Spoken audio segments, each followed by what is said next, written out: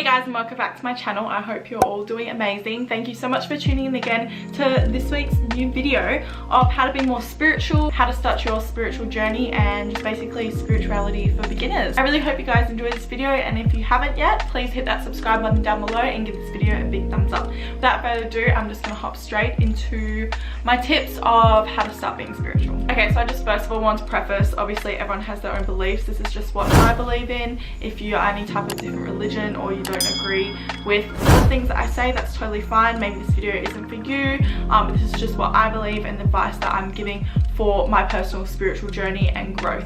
If you don't align with that or it's not something you're into, that's totally fine, but please keep your opinions to yourself in regards to that. This is just my personal decision of what I would like to practice. So now that I've got that out of the way, I really just wanted to begin this video with saying we are all already on a spiritual journey, regardless if you're at the level that I am at, or the level that a monk is at, or the level that a normal everyday person that doesn't really think too much about spirituality is at.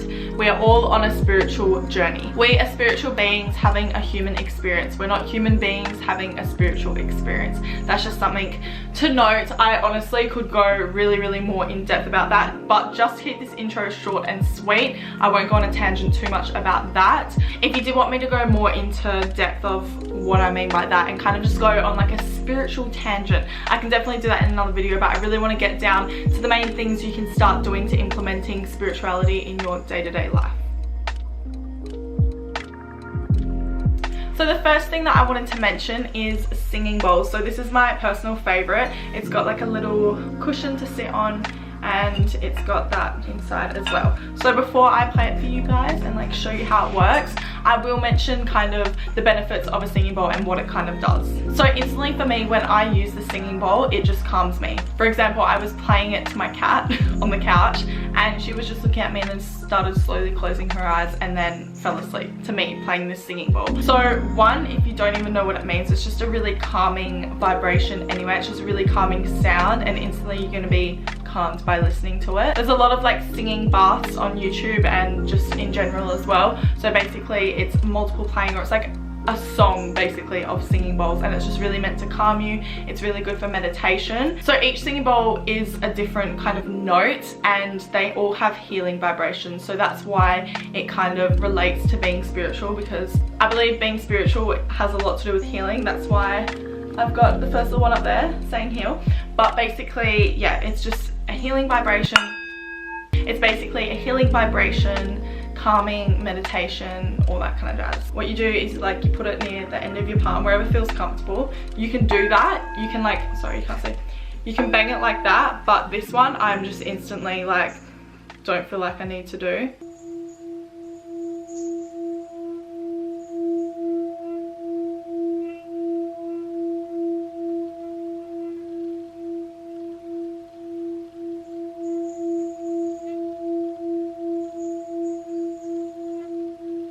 That is basically how you use a singing bowl and why they are important, or why people use them for their kind of spiritual journey.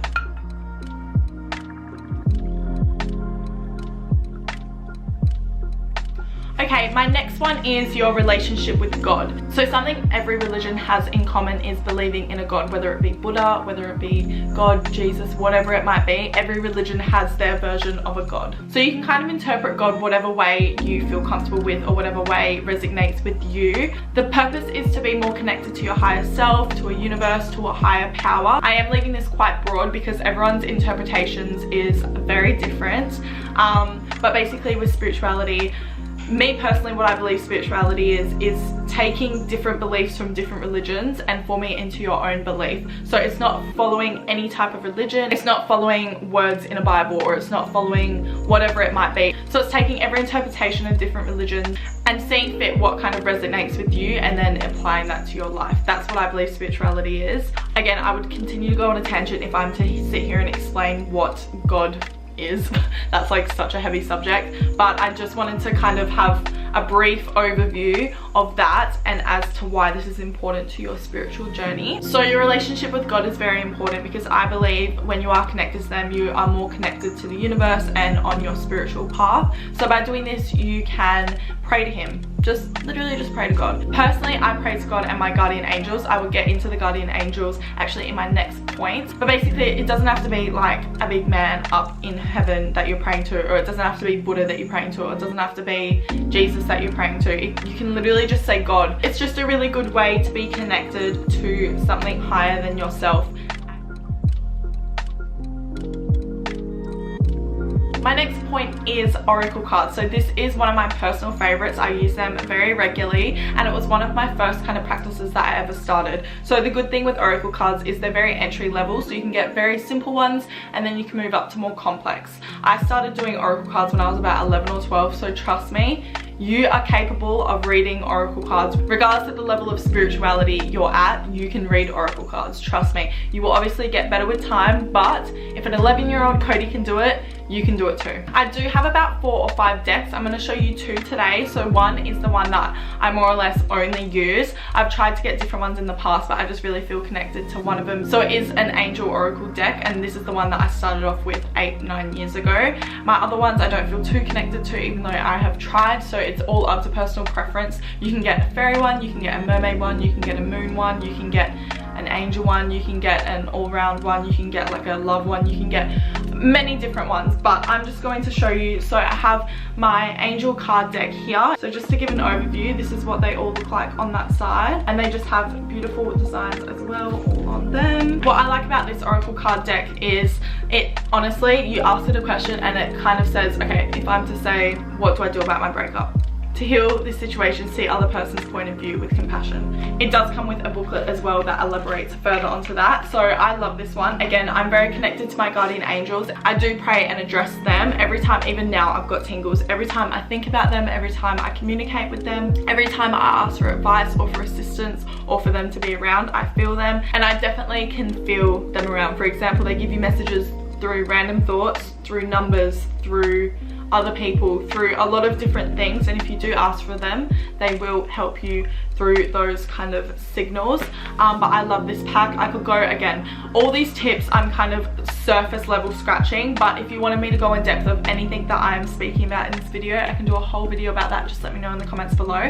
But this is my personal favorite. If you are wanting quite more like straight to the point, this one is a psychic tarot, so I'll get in the difference between oracle and tarot in a second. So this is what this deck looks like. I personally haven't used this much. I've only ever used it like twice. It kind of has more like clarity and belief, open up. Very simple, down to the point, and then it also has the book as well where it elaborates further. What the difference is with oracle and tarot, personally, I believe oracle is more positive. Tarot does show you the good and the bad. That's why I personally haven't got like, yes, I've got this deck, but the traditional tarot deck has like a death and a devil card. Don't be afraid of that if you are interested in that. It doesn't always mean death or devil, but I personally like oracle because it does only have like the positives. It does obviously have cards such as like your passed on loved one is wanting to give you a message or something like that. I would just prefer to like have more of like a positive outlook on it. If you are getting started in oracle or tarot, I would go oracle just so you don't freak yourself out at first, because if you pull the death card, I think you're gonna be a little bit scared at first, but once you do get a little bit more of a pro, then I would definitely move on to the tarot. So what you can actually do with the oracle cards is ask questions, ask for advice, ask what the universe and the angels or whatever kind of deck it is are wanting to let you know, or what message they're wanting to give you. So that's what I kind of use it for. You can do it for specifics or very broad, or just an area on your life or specific questions, but if you did want more information about that, I will do another video if you like. My next point is meditation, and I know you've probably heard this a million times, but it does help a lot. I know meditation can be quite unappealing to some people. It was for me for a very long time, and I'm still trying to get myself on a habit of meditating, but it is so important to 1, focus on one thing at a time, 2, to calm yourself, 3, to ease your thoughts so your mind is not racing from one thing to the next to the next. It definitely helps. For example, me filming this YouTube video, I'm thinking about the tips and I'm thinking about filming That's all I'm thinking about. I'm not thinking about what I'm having for dinner. I'm not thinking about if my cats are running amok. I'm not thinking about how hot it is outside. I'm not thinking about all these thoughts because I'm centered to one thing, and meditation really helps with doing that. So if you're very scatterbrained and you're not calm and you're very stressed and overwhelmed all the time, I would definitely suggest meditating. If you are just starting with meditation or even just struggle with it and have done it for a while, I would suggest guided meditations. That way you can really just focus on the one voice as opposed to trying to work it out all for yourself and just focus on one thing. So they guide you through the meditation, which is very helpful because obviously when you're starting out you might not know what to do or focus on, or etc, etc. Another way to make a meditation more enjoyable, because I'm sure everyone wants the benefits of meditating but not the actual act of doing so, and if that's the case, read the book Atomic Habits. That will definitely help with any type of habits and changing your mindset with those as well. But my personal suggestion would be to prep the area that you're going to be meditating and make it more appealing. Make the act more appealing and more desirable. So what I personally do is either light some incense, burn a candle, or burn some essential oils. So I'm going to suggest a few of those now. So I've got a few essential oils, not too many, but what I would personally recommend is something that is full essential oil, so not mixed with any other chemicals or random stuff. So this is full rose oil, just as an example. Otherwise, if you're not wanting to do that and wanting a more cheaper option, because they can tend to be quite expensive, but the lavender ones are good, and I would suggest lavender because that's very helpful with sleep and relaxing. But dusk has really good ones as well. I've got peace, it's got rose in it as well, so that's one option. I've got serenity, and this one has lavender, rose and jasmine, so that definitely would help as well. Or I've got sleep assist. So if you're doing one right before bed, you could use something like this. So again, it has lemon, lavender, eucalyptus, all that kind of stuff. So I found this to be a really good one, not too expensive, and it does the job as well. So that is one option. You can use essential oils. You can pop them on your palms and the back of your head, or you can put them in a diffuser as well. I will also suggest a candle. So this actually has different essential oils, so it says on the back. So 12 ancient oils this has, and this candle is literally, the purpose is for meditating. It just smells calm. I smell this and I'm just like, oh my gosh, it just honestly instantly relaxes me. That's crazy. But it looks like this. You can find this at any spiritual shop. If not, the brand is this one, so you can try and search it up online. If I can find it, I will pop it down below. It just smells really, really nice, like essential oils, and it definitely helps calm you. See, I just want to go to sleep now because it's so calming. And then my last suggestion is incense. So if you don't personally like the smell of incense, you can get ones such as, this is one of my favorites, honey rose. It just smells like rose. It doesn't even smell that much like incense, because incense to me can be very strong, and like I kind of get sick of the smell, and I don't enjoy the smell as much as normal candles. So something like this can be a great alternative. Again, dusk has really good ones. They have like calming ones. They really don't smell like incense at all. They smell like a candle kind of, so I would definitely suggest looking at those ones. But yeah, any kind of incense as well definitely helps with calming and meditation. So if you wanted to burn some of that before you go sit down and do some meditating, that would definitely help prep the space to make it a more enjoyable act.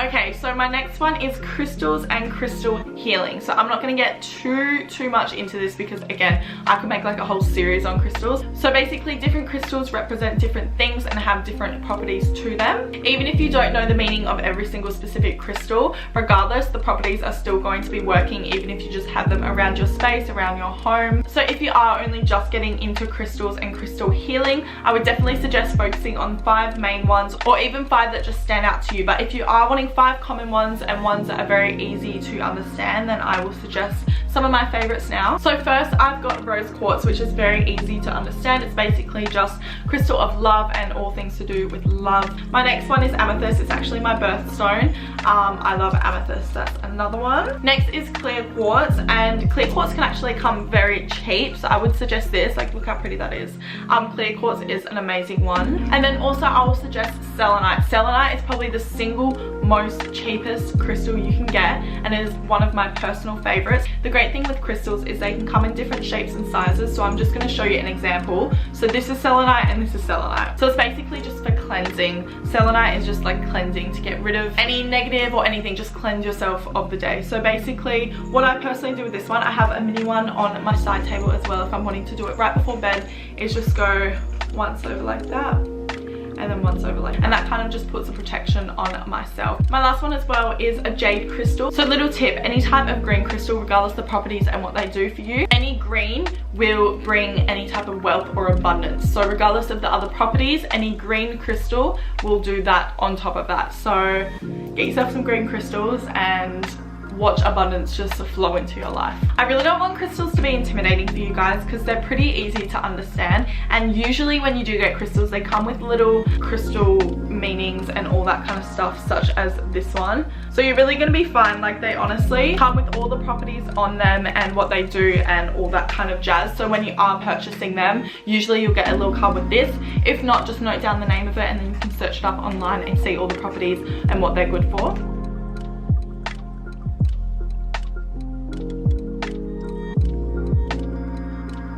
My last tip is where you can find resources or where you can find more information. So I would definitely suggest YouTubers such as Cardi Milan, Jasmine Lipscar, the Gem Goddess. The Gem Goddess is very good for more psychic and crystal and all the kind of things that I've been explaining.